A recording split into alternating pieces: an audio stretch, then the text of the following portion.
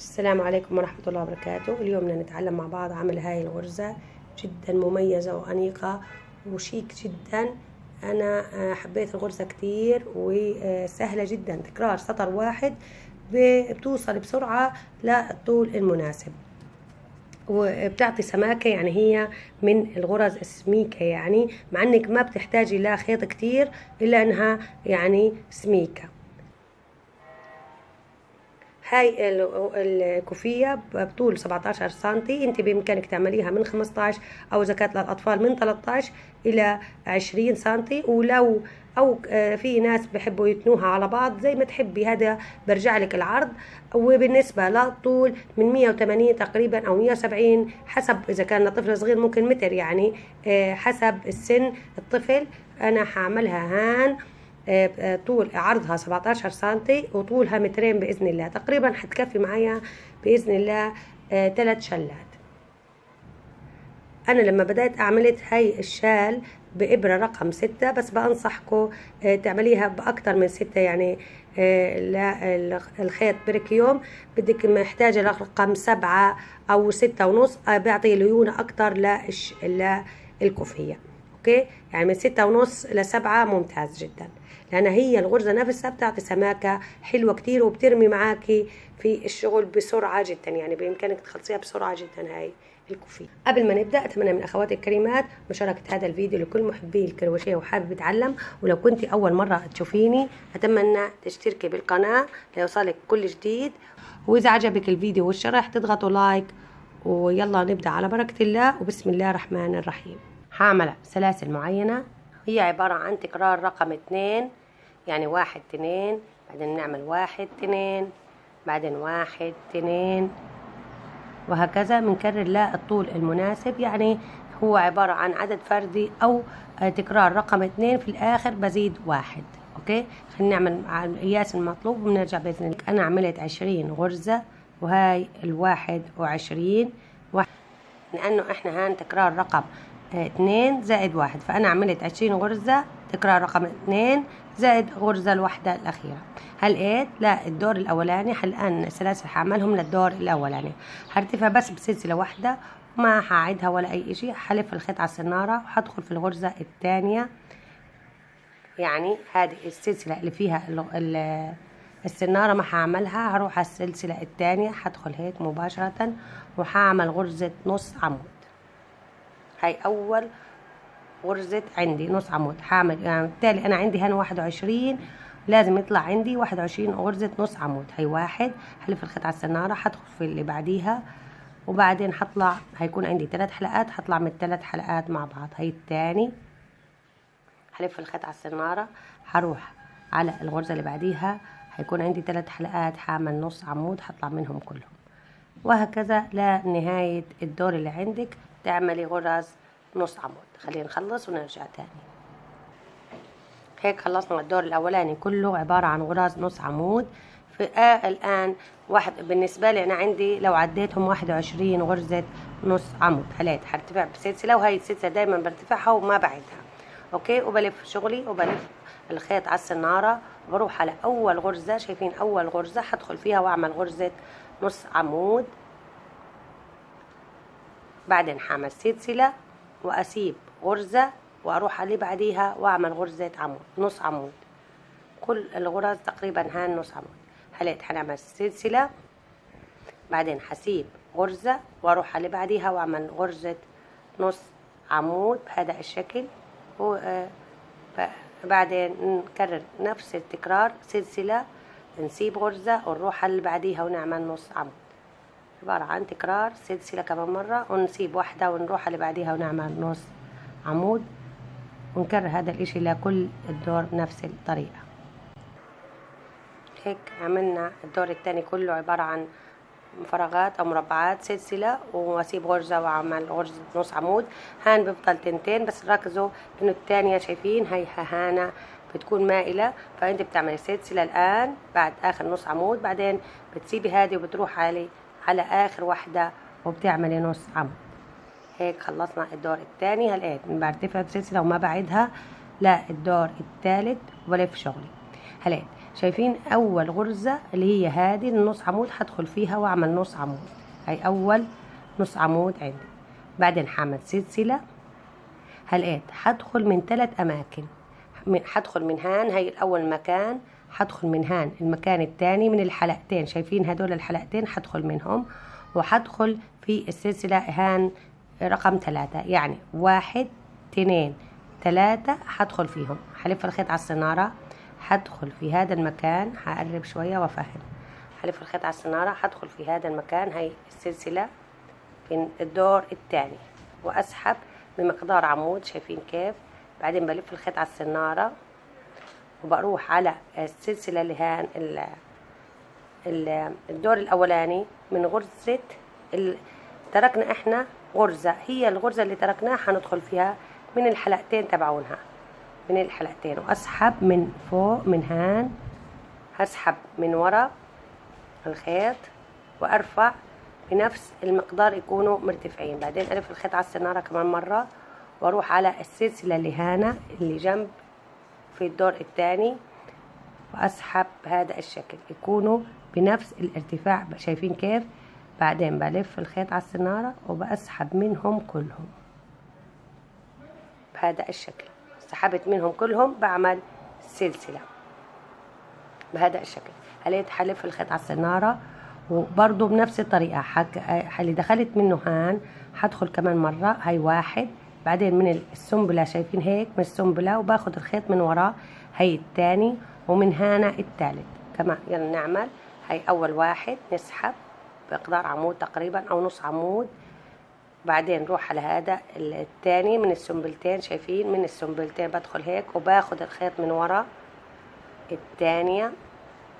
بعدين بلف الخيط على السنارة، بروح على الفراغ اللي جنبه، وبعدين بسحب هذا الشكل. بعدين بطلع منهم كلهم، بلف الخيط على السنارة وبطلع منهم كل الحلقات بلا استثناء. بعدين بعمل سلسلة. اوكي، هاي الثانية بهذا الشكل.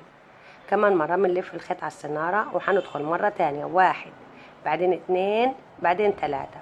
هاي اول 1 هيك سحبنا. بعدين بلف الخيط على السنارة، حروح على هادي وبسحب الخيط من ورا، شايفين. وبعدين بلف الخيط على السنارة وبسحب من هنا الفراغ الثاني، كلهم يكونوا مرتاحين زي بعض هيك، بطلع منهم كلهم بهذه الطريقة.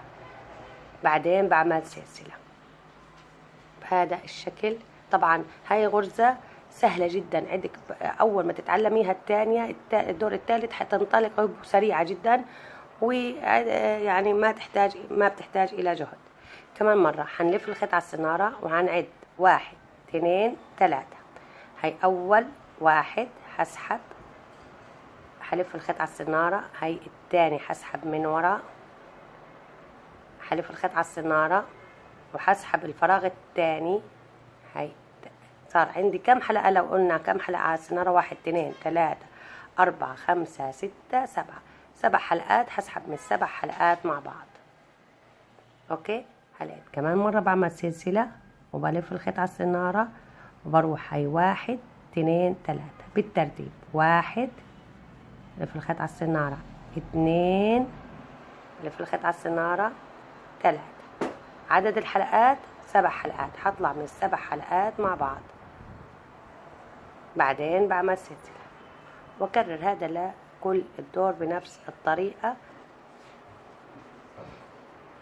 حلقات خلصت بهذا الشكل لكل الدور. كل الدور بيبين الدور الثاني، وكمان حسب اللون سبحان الله بيبين غرزة عن غرزة. هلقيت اخر حاجة عملت هنا سلسلة. هلقيت حلف الخيط على السنارة وحروح خلص هذا الفراغ ما حاعمل فيه اشي. شايفين هنا في غرزة عمود، حدخل في غرزة العمود النص عمود عفوا، وادخل فيها نص عمود واعمل نص عمود.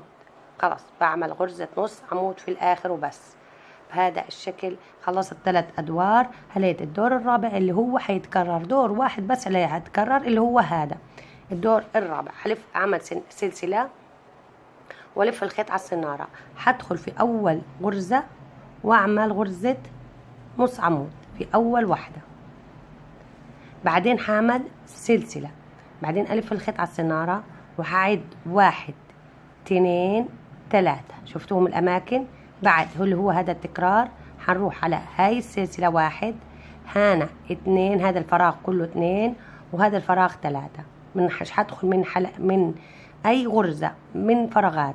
الآن هلف الخيط على السنارة هدخل في أول فراغ وأسحب هاي 1 بعدين هلف الخيط على السنارة هاي الفراغ اللي تحت هدخل منه بهذا الشكل وأسحب من وراه بعدين هلف الخيط على السنارة وأدخل من هذا الفراغ وأسحب هاي 4 لو عديتهم برضو 7 حلقات هيكونوا عندي أطلع منهم السبعة كلهم 7 حلقات بعدين هعمل سلسلة كمان مرة هدخل هاي اللي دخلت منها هدخل منها كمان مرة هاي 1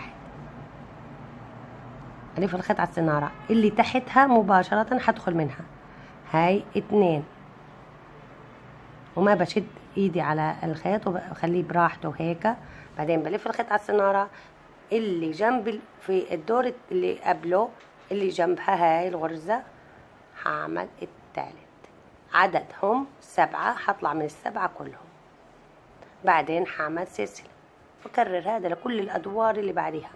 آخر حاجة دخلت في هذا المكان فيها هبدأ منه هاي أول 1 بعدين اللي تحته الفراغ اللي تحته هاي 1 فراغ وهي فراغ الفراغ اللي تحته هدخل وأسحب وأمسك هدول كلهم بإيديا شايفين كيف بعدين بألف الخيط على السنارة هيك وبروح على الفراغ الثاني اللي جنبه هذا وأعمل يعني الغرزة واللي تحتيها واللي جنبيها واطلع من ال7 بعدين هعمل سلسلة كرر هلف الخيط على السنارة هنا 1 2 3 أسحب 1 أمسك ألف الخيط على السنارة أسحب الثاني وأمسكه بهدوء بأريحية وألف الخيط على السنارة أروح على الثالث أسحب كمان وأمسكه بعدين هطلع منهم كلهم بما في هذه الغرزة بعدين هعمل سلسلة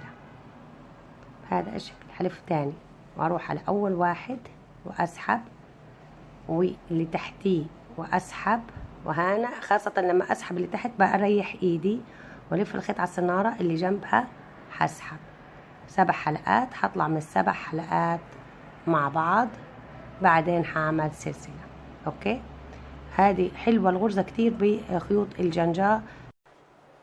هلقيت أنا وصلت لهان ضيلي مرة واحدة هلقيت بلف الخيط على السنارة بروح على 1 2 و3 هي أول واحدة بدخل وبسحب الثاني بلف الخيط على السنارة وبأسحب بأريحية زي ما قلنا في هذه اللي تحت وبلف الخيط على السنارة وبروح على آخر فراغ اللي هان وبأسحب هذا الشكل بعدين عندي 7 حلقات هطلع من 7 حلقات بهذا الشكل مع بعض بعدين هعمل سلسلة.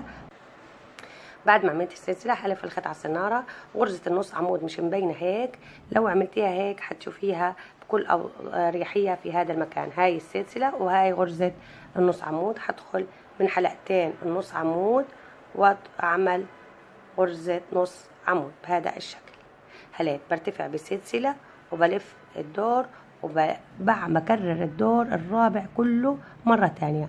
في أول غرزة هندخل وهنعمل غرزة نص عمود بعدين سلسلة وبعدين هنعد 1 2 3 الدور اللي أنا فيه هدخل في 2 الأول والثالث والدور اللي تحتيه هدخل في مرة واحدة رقم 2 هلف الخيط على السنارة هسحب هاي أول 1 هلف الخيط على السنارة في الفراغ اللي تحتيه هدخل وأسحب وما أشد إيدي زي ما قلنا هلف الخيط على السنارة هدخل في الفراغ اللي بعديه وأسحب هذا الشكل بعدين هيكون عندي 7 حلقات هطلع من ال7 مع بعض بعدين هعمل سلسلة بهذا الشكل وكرر نفس الاشي 1 2 3 هاي 1 واللي تحتيه الثاني واللي جنبه الثالث بعدين أطلع منهم كلهم بعدين سلسلة. نفس الطريقة هنكرر كل الدور بنفس الطريقة. خليني نكمل الارتفاع مناسب ونرجع بإذن الله عشان نشوف الغرزة تكتمل لما تكون أكتر من دوار كتيرة بيبين الغرزة بشكل أوضح. هيك أنا ارتفعت بهذا الشكل.